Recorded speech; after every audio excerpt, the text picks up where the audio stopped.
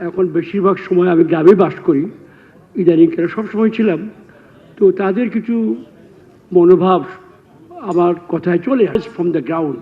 গতকালও আমি আমার সুনামগঞ্জ হাওড় এলাকা থেকে এসেছি, প্রায় 2 সপ্তাহ এক্সটেন্ডেড টাইম কাটিয়ে। ওই সময় আমি কোনো জনপদের শহরে মিউনিসিপ্যাল এরিয়াতে ছিলাম না, সম্পূর্ণ গ্রামেকে দেখি না। মুসলিম চৌধুরী, সিদ্দিকুর রহমান চৌধুরী এখানে আছেন, রিটায়ার্ড। আমিও একজন রিটায়ার্ড ছোটোখাটো আমলা। আমি সরকার যখন ছিলাম তখনই অনেকবার মন্তব্য করেছি, এটা কেন যেন হয় এটা আমি জানি না। তারা তো এখানে কোনো প্রতিপক্ষ নন, জবাবদিহি তো জবাব দিতে হবে না, শুনতে পারেন, না করতে পারেন বইয়ে নিয়ে গড়ে উচ্চতর পর্যায়ে এইগুলো বলতে পারেন কথায় কথায়। বাট এইটা একটা বিষয় আমি সকলের সামনে সচেতনভাবে বলছি যে এইটা আমি মনে করি এতে আমাদের ক্ষতি হচ্ছে, সরকারেরই ক্ষতি হচ্ছে। এইটা বলে আমি শুরু করছি। দ্বিতীয় যে বিষয়টা, আমি ওয়ান বাই ওয়ান যাচ্ছি, নট ন্যাচারালি ইম্পর্টেন্স অর্ডার, আমি যেভাবে লিখেছি ব্যাংকিং খাত নিয়ে যে আলোচনা হলো, বিস্তারিত আলোচনা, অনেকগুলো বিষয় আমাদের অপরিচিত নয়, আমরা মোটামুটি ধারণা আছে।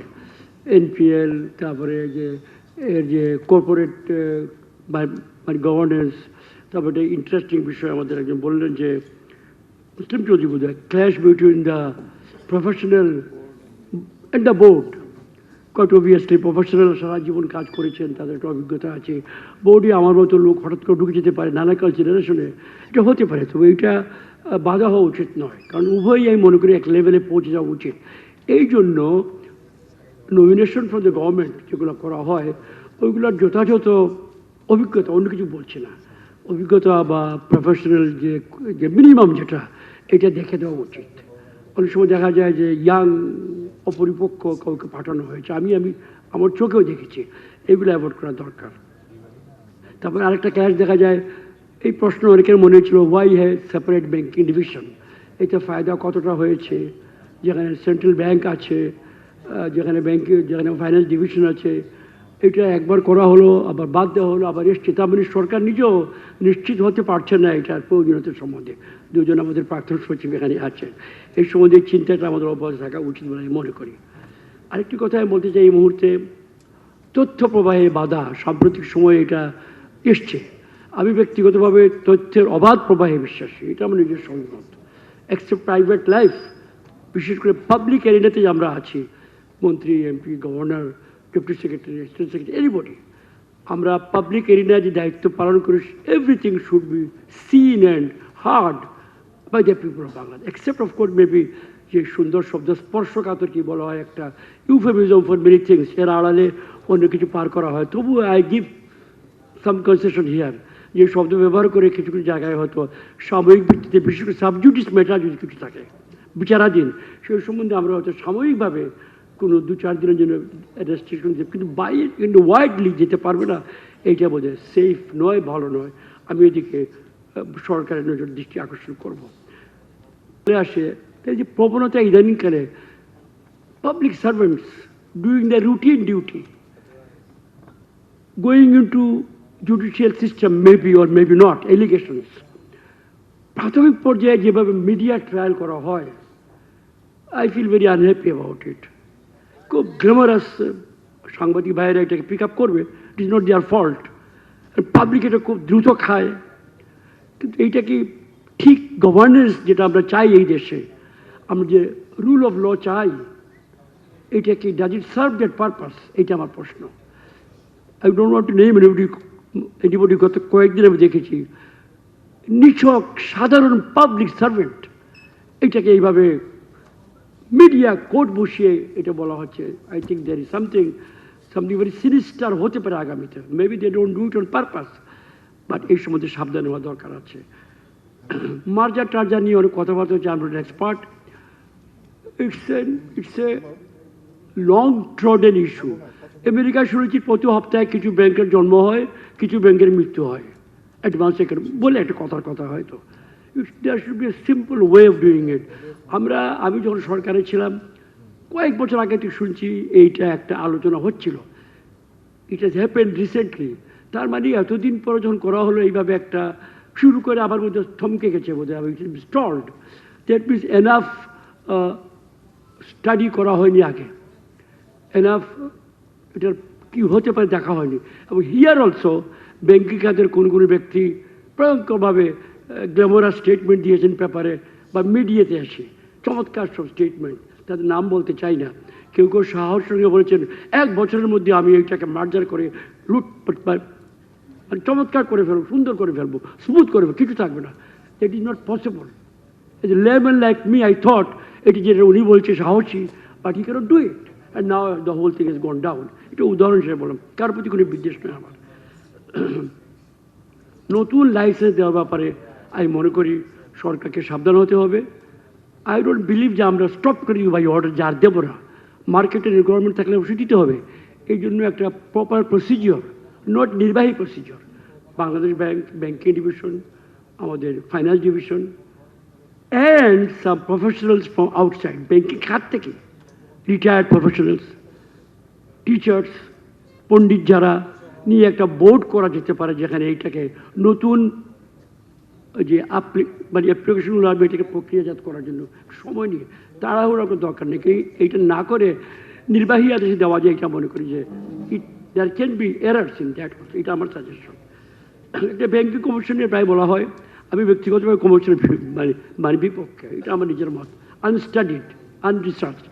এই দেশে কত কমিশন দেখলাম, কোথায় যায়, কমিশন হয়, অফিস হয়, চেয়ারম্যান, মেম্বার, বাড়ি, গাড়ি, তারপরে 2 বছর, 3 বছর, 4 বছর, extension after extension after what they produce I have not seen. Siddiqur বলতে পারবেন what was produced and what was used.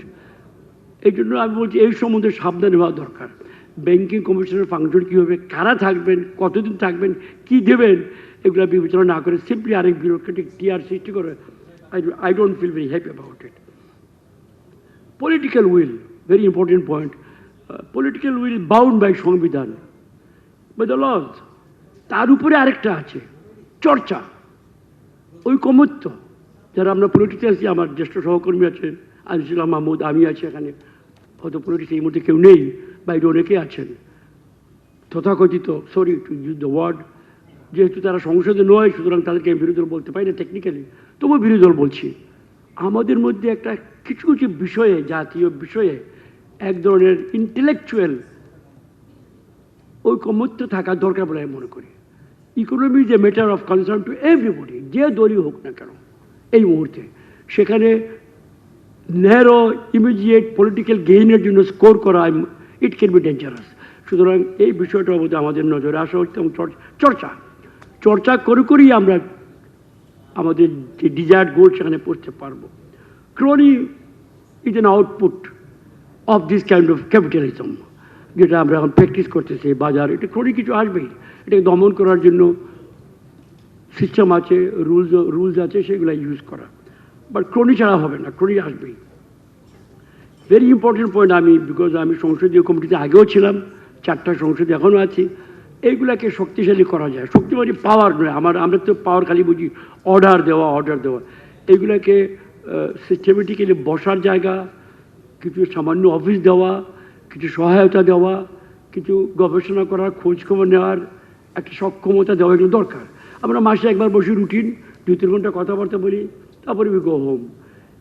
সংসদীয় কমিটিগুলোকে যদি আরেকটু শক্তিশালী করা যায়, ইফেক্টিভ করা যায়, we make it some benefit. Because বলা হচ্ছে সংবিধানে বা রুলস অফ বিজনেসে, সংসদীয় কমিটিগুলা সংসদের সমান, সংসদের মধ্যে সিদ্ধান্ত তারা নেবে, যদি অর্ডার দেওয়ার ক্ষমতা নয় সংসদীয় কমিটিগুলোর, অ্যাডভাইজারি মানে ভূমিকা রাখে।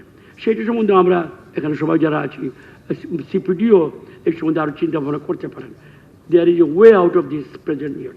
আরেকটা জিনিস আমি বলছি এই সুবাদে, IMF, ওয়ার্ল্ড ব্যাংক, এত চর্চা হয় এই দেশে।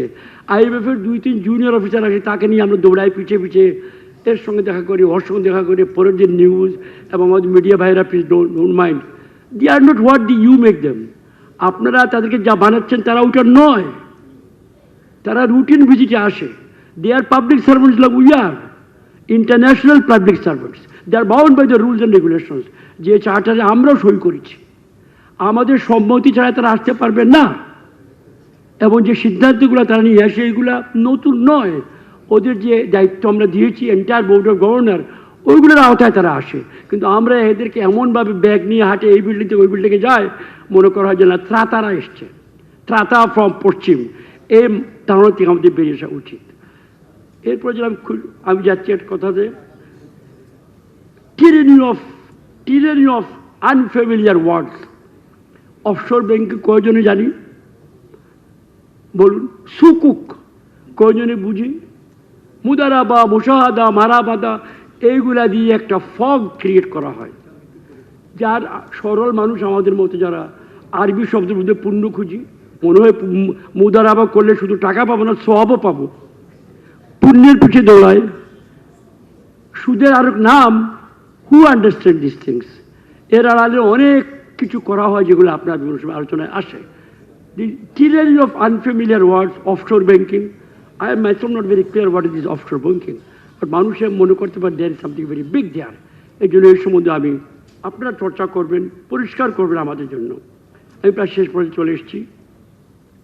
খেলাফি ঋণ নিয়ে অনেক কথাবার্তা হয়েছে এখানে।